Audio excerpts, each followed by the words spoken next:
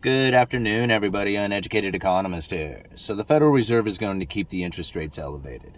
They're going to keep them elevated for a significant amount of time. And so long as everybody has a job out there and the unemployment doesn't rise significantly, then you're going to find that the Federal Reserve is going to have all the room in the world to keep those interest rates at a significant level. Now, I know a lot of people out there are going to say that there is no way that they are going to be able to continue on with this. These are the same people who said that they would never lift interest rates to begin with, and that negative interest rates were the foreseen future, and that there is nothing but dollar destruction taking place from here on out. And that is simply not the case. Even the idea that the downgrade in the U.S. Treasuries is going to somehow impact the economy in a significant way that is going to be so damaging that we're going to fall into some sort of crisis scenario, I very seriously doubt. There is a lot of talk out there of that. There's a lot of belief of it. When I was first asked that question in a live stream yesterday, I didn't even know it had happened. But my first reaction was, didn't this happen during the Great Financial Crisis? And this isn't the first time? And that a downgrade was probably something that should have happened already? I mean, it's not a surprise when we have something like this occur, when it's out of nowhere. Why should it be? To me, when I look at that and I see that downgrade, I didn't really think of it as something that was going to be so impactful that it is going to cause the markets to crash the very next day. I was finding people talking about that. Really what's going to end up happening here is that the interest rates are going to remain elevated until the jobs market changes. That's it. Housing market stabilized. Right?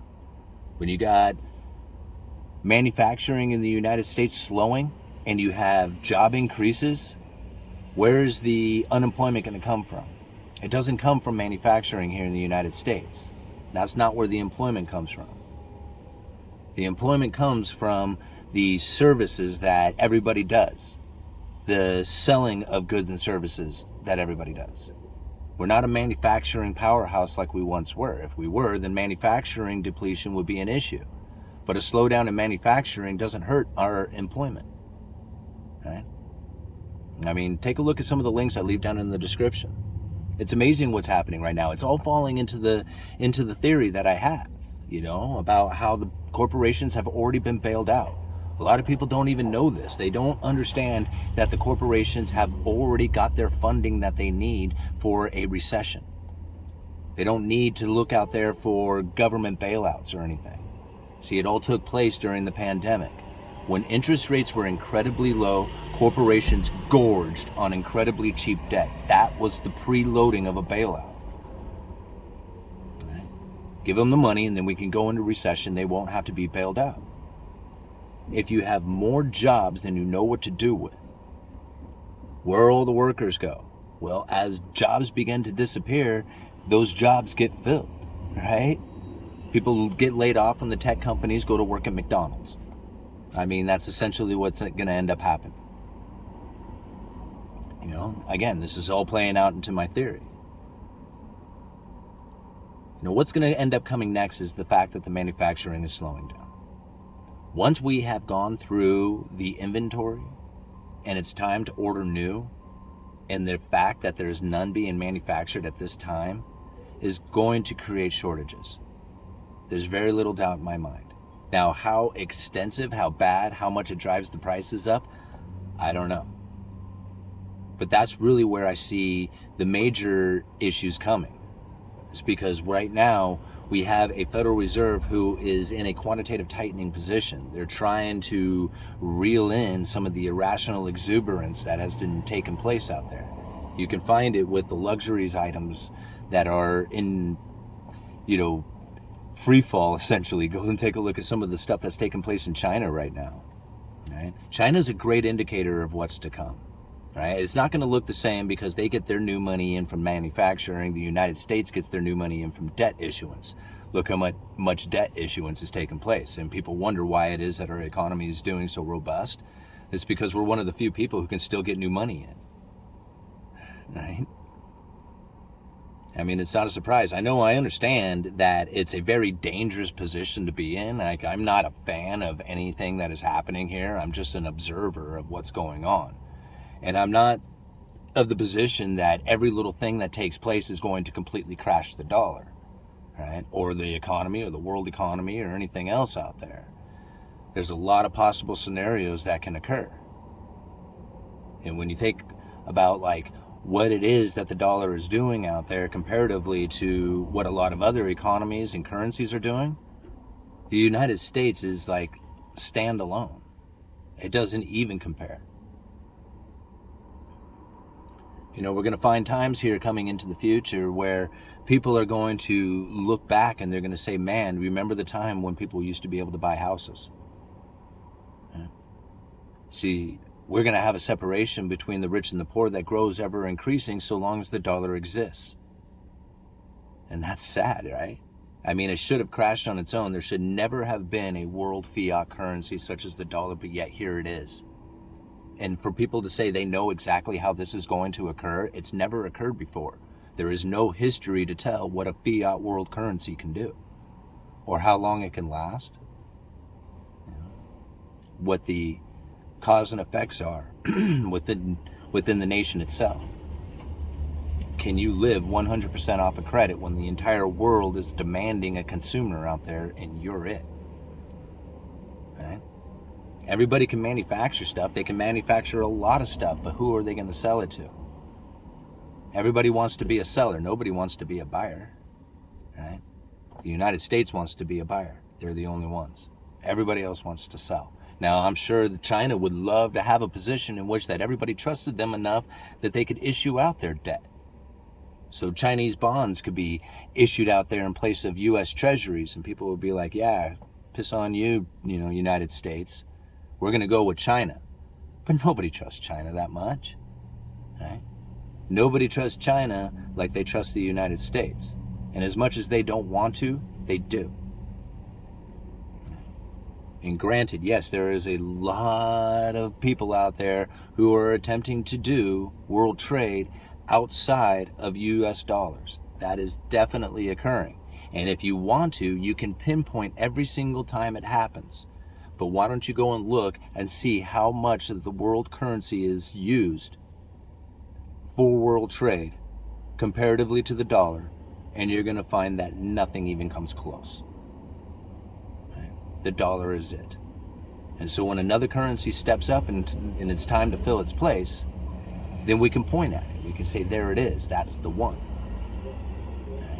And just because there is a lot of evidence out there that says, hey, here's evidence of this particular event occurring in the future, just like you're describing, it's your belief that you are taking on. It's the emotion that you have been hit with, and now it's the evidence that is convincing you that it's over.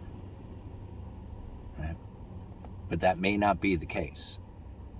There is a lot of demand for dollars out there to get out of debt. If you want to get out of debt, almost all the world's debt is due in dollars. And that's something to think about. It's something to consider. If people want to be out of debt, they need dollars. What does that mean? It means that dollars are somewhat valuable for that purpose. And the more debt that gets eliminated, the more the dollar disappears, which strengthens the dollar roll on its own. These are crazy thoughts to take on, but to understand it in a fashion that is not one of you need to position yourself for a complete dollar demise, or you need to position yourself because real estate's going to go to, 1,000% higher in 10 years. It's not, this is not the way that it operates. What you do is you take in the information and you try to understand it for yourself, to look at the position that you are in, to say what it is that you need in your life, because going off of somebody else's advice on what it is that you should do or the opinions that they have is from their particular view of the economy. One of the reasons why I was able to call out the lumber market so easily as I was able to do it is because of what I know in macroeconomics. The people sitting next to me at work, the vendors that I was calling for information, all the people that I knew that I was gathering all the data from, did not see it the way I saw it. I was the only one There was a couple people, but I was pretty much the only one saying the story like I was saying about lumber is what got me so popular here. And most of it was because of what I knew about the Federal Reserve, about monetary policy, about what I knew their intentions were, their strategies, what was coming into the future. And it was easy for me to say that lumber was going to go back to its normal price. And here we are today. And we've been here for quite some time. And as everybody else is talking about how the dollar destruction and all this other stuff, I'm still pointing at lumber saying, where's it at? Where's the dollar destruction? Right? Yes, there are still shortages out there. Things in short supply are going to get very expensive. But look at freight. Freight container shipping is now 75% off of its all-time high. Right? 75%. Where did the inflation go? Right? It's not in freight. Yellow trucking, right? Going bankrupt. What was it? 50,000 employees, something like that? Holy moly. I mean, that's a huge chunk of people. But when you understand it in this fashion, is that we knew that there was going to be people losing their jobs at these corporations, and that they were going to find jobs at the lesser jobs, at the service industries or whatever it is, right? And that's what's happening right now. I mean, it's not a secret. I mean, if I could call it out and I could say, hey, this is, these corporations are loaded up on cash. Some of them are now zombie corporations because they have overinvested or malinvested into a position to try and take advantage of high prices that are not going to be there in the future. And that's exactly what ended up happening. Those who didn't invest, those who held on to the cash and said, no, we're just going to hold the cash and we're not going to invest in trying to take attempt at, taking advantage of these high prices. We'll just sell as much as we can for what we have going right now, but we're going to hold on to the cash because this is false demand. It will not be there in the future, and that's what we're experiencing today. That's why we see the freight falling, the freight prices falling, and trucking companies going out of business. We've been reporting on this for quite some time. So